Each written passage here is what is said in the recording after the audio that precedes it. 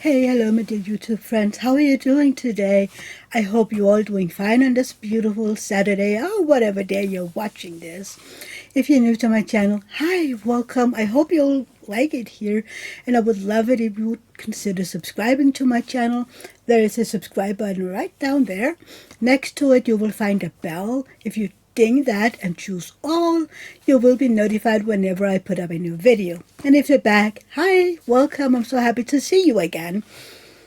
And I would love it if all of you would give my video a thumbs up. It helps all the algorithms and it helps me get further out on YouTube. So thank you, please. So Saturday is my fairy tale day, and I will read you a fairy tale from Hans Christian Andersen, the Danish author, from I think the end of 1700s to the middle of the 1800s, thereabout. Still haven't looked it up, sorry. So for those of you who are new, I will be looking down because the fairy tale is on my phone, and I hope you will enjoy it. So let's go. This story is called The Fir Tree. Far down in the forest, where the warm sun and the fresh air made a sweet resting place, grew a pretty little fir tree. And yet it was not happy. It wished so much to be tall like its companions, the pines and the firs which grew around it. The sun shone and the soft air fluttered in the leaves, and the little peasant children passed by, prattling merrily, but the fir tree heeded them not. Sometimes the children would bring a large basket of raspberries or strawberries wreathed on straw and seat themselves near the fir tree and say, "Is that not a pretty little tree?" which made it feel more unhappy than before. And yet all this while the tree grew a notch or a joint taller every year, for by the number of joints in the stem of a fir tree we can discover its age. Still, as it grew, it complained, "Oh, how I wish it was tall as the other trees! Then I could spread out my branches on every side, and my top would overlook the wide world. I should have been I should have the birds building its nest on my boughs, and when the wind blew, I should bow with stately dignity like my tall companions."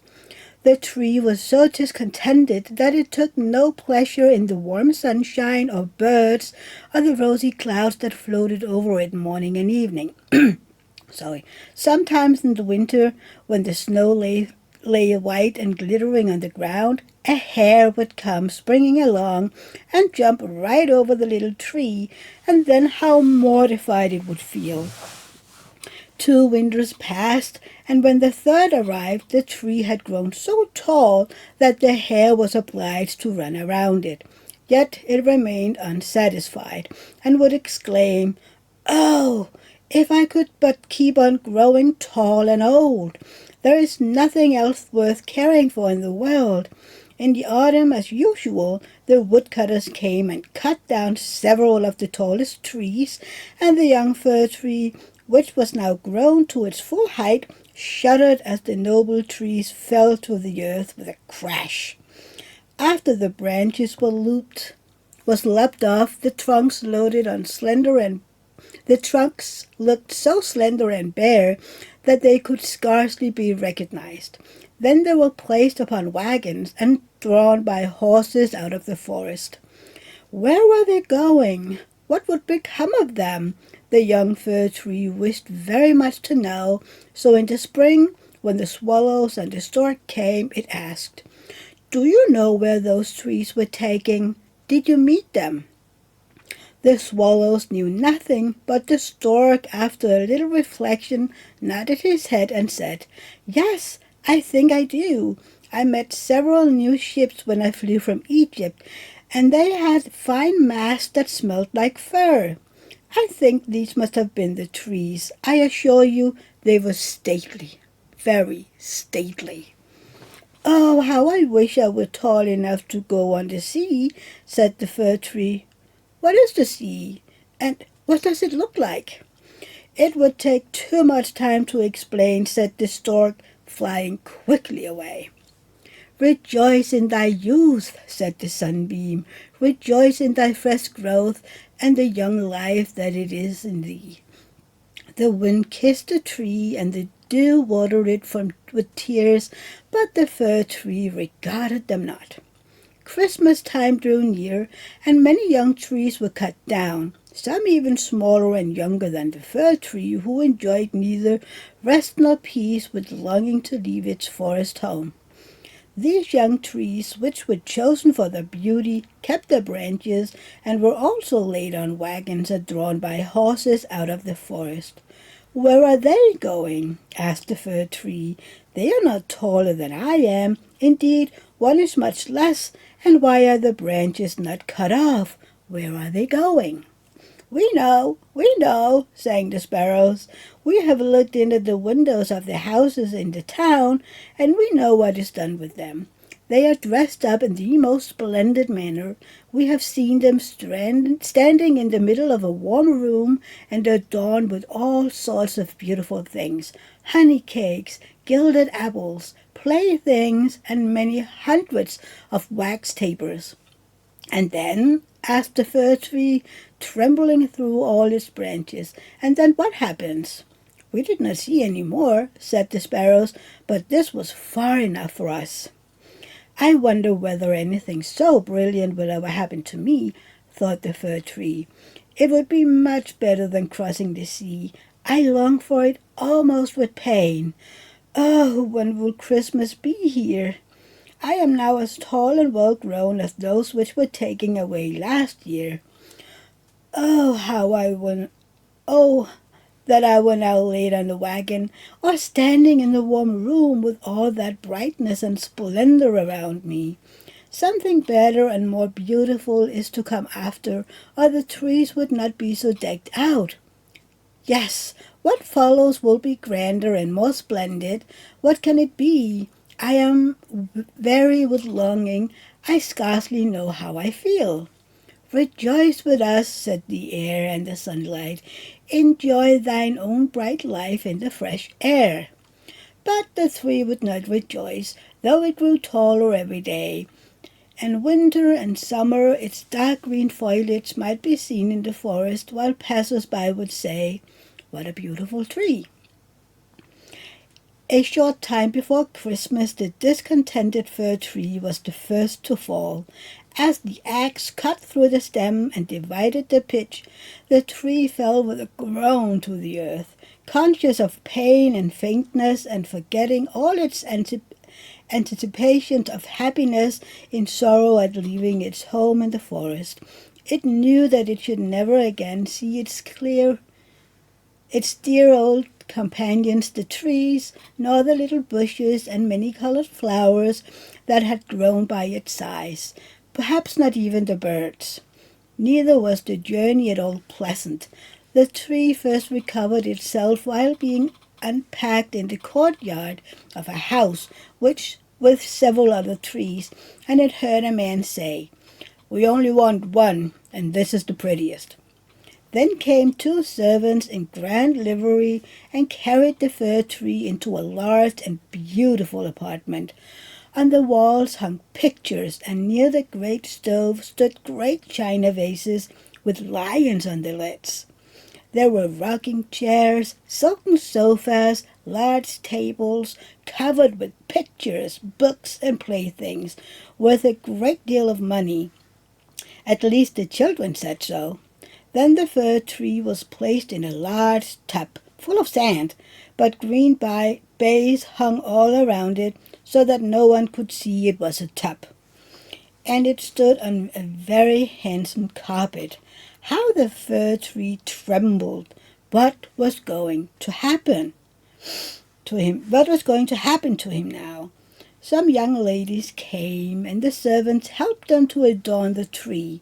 On one branch they hung little bags cut out of colored paper, and each bag was filled with sweetmeats. From other branches hung gilded apples and walnuts, as they had grown there, and above and all around were hundreds of red, blue, and white tapers, which were fastened on the branches.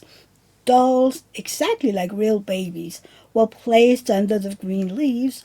The tree had never seen such things before, and at the very top was fastened a glittering star made of tinsel.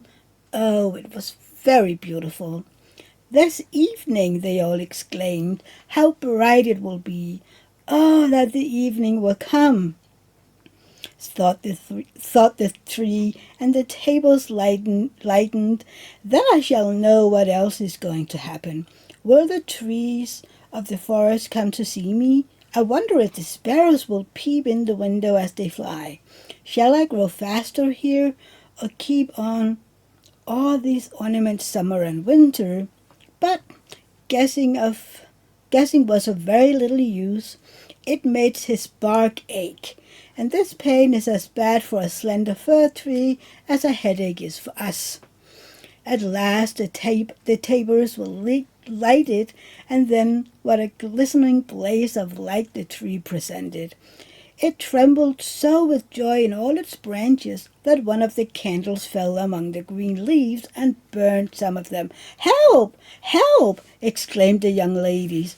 But there was no danger, for they quickly extinguished the fire. After this the tree tried not to tremble at all, though the fire frightened him. He was so anxious not to burn any of the beautiful ornaments, even while the brilliancy dazzled him. And now the folding doors were thrown open, and a troop of children rushed in, as they intended to upset the tree. They were followed more silently by their elders. For a moment the little ones stood silent with astonishment, and then they shouted for joy till the room rang, and they danced merrily around the tree, while one present after another was taken from it. "What are they doing? What will happen next?" thought the fir. At last the candles burnt down to the branches and were put out. Then the children received permission to plunder the tree. Oh, how they rushed upon it, till the branches cracked, and had it not been fastened with the glittering star to the ceiling, it must have been thrown down. The children then danced about with their pretty toys, and no one noticed the tree except the children's maid, who came and peeped among the branches to see if an apple or a fig had been forgotten. "A story! A story!" cried the children, pulling a little fat man towards the tree. "Now we shall be in the green shade," said the man, as he seated himself under it, "and the tree will have the pleasure of hearing also, but I shall only relate one story. What shall it be? Ivedy-avedy, or Humpty Dumpty, who fell downstairs, but soon got up again and married a princess?" "Ivedy-avedy!" cried some. "Humpty Dumpty!" cried others, and there was a fine shouting and crying out. But the fir tree remained quite still, and thought to himself, "Shall I have anything to do with all of this?" But he had already amused them as much as they wished. Then the old man told them the story of Humpty Dumpty, how he fell downstairs and was raised up again, and married a princess. And the children clapped their hands and cried, "Tell another! Tell another!" for they wanted to hear the story of Ivedy-avedy. But they only had Humpty Dumpty. After this the fir tree became quite silent and thoughtful. Never had the birds in the forest told such tales as Humpty Dumpty, who fell downstairs and yet married a princess. Ah, yes, so it happened in the world, thought the fir tree. He believed it all because it was related by such a nice man. "Oh, well," he thought, "who knows? Perhaps I may fall down too and marry a princess." And he looked forward joyfully to the next evening, expected to be again decked out with lights and playthings, golden fruit. "Tomorrow I will not tremble," thought he. "I will enjoy all my splendor, and I shall hear the story of Humpty Dumpty again, and perhaps Ivedy-avedy." And the tree remained quiet and thoughtful all night. In the morning the servants and the housemaid came in. "Now," thought the fir, "all my splendor is going to begin again. But they dragged him out of the room and upstairs to the garret and threw him on the floor in the dark corner where no daylight shone. And there they left him. What does this mean? Thought the tree. What am I going to do here? I can hear nothing in a place like this. And he had time enough to think. For days and night passed, and no one came near him. And when at last somebody did come, it was only to put away large boxes in a corner. So the tree was completely hidden from sight, as if he had never existed. It is winter now, thought the tree. The ground is hard and covered with snow, so that people cannot plant me. I shall be sheltered here, I dare say, until spring comes. How thoughtful and kind everybody is to me. Still, I wish this place were not so dark as well as lonely, with not even a little hare to look at. How pleasant it was out in the forest while the snow lay on the ground, when the hare would run by, yes, and jump over me too, although I did not like it then. Oh, it is terribly lonely here. Squeak, squeak, said a little mouse, creeping cautiously toward the tree. Then came another, and they both sniffed at the fir tree and crept between the branches. Oh, it is very cold, said the little mouse, or else we should be comfortable here, shouldn't we, you old fir tree? I am not old, said the fir tree. There are many who are older than I am. Where do you come from, and what do you know? Asked the mice, who were full of curiosity.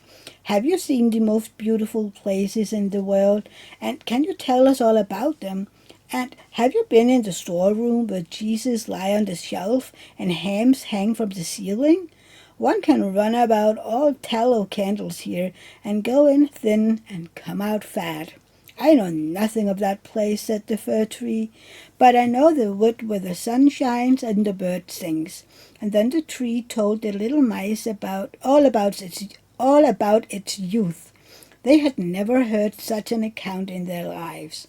And after they had listened to it attentively, they said, "What a number of things you have seen! You must have been very happy." "Happy!" exclaimed the fir tree, and then as he reflected upon what he had been telling them, he said, "Ah, yes, after all those were happy days." But when he went on and related all about Christmas Eve and how he had been dressed up with cakes and lights, the mice said, "How happy you must have been, you old fir tree." "I am not old at all," replied the tree. "I only came from the forest this winter. I am now checked in my growth." "What splendid stories you can relay," said the little mice. And the next night 4 other mice came with them to hear what the tree had to tell. The more he talked, the more he remembered, and then he thought to himself, "Those were happy days, but they may come again." Humpty Dumpty fell downstairs, and yet he married the princess. Perhaps I may marry a princess too. And the fir tree thought of the pretty little birch tree that grew in the forest, which was to him a real beautiful princess. "Who is Humpty Dumpty?" asked the little mice, and then the tree related the whole story. He could remember every single word, and the little mice were so delighted with it that they were ready to jump to the top of the tree. The next night a great many more mice made their appearance, and on Sunday 2 rats came with them. But they said it was not a pretty story at all, and the little mice were very sorry, for it made them also think less of it. "Do you know only one story?" asked the rats. "Only one," replied the fir tree. "I heard it on the happiest evening of my life, but I did not know I was happy at the time." "We think it's a very miserable story," said the rat. "Don't you know any stories about bacon or tallow in the storeroom?" "Nope," replied the tree. "Many thanks to you then," replied the rats, and they marched off. The little mice also kept away after this, and the tree sighed and said, "It was very pleasant when the merry little mice sat round me and listened while I talked. Now that is all past too.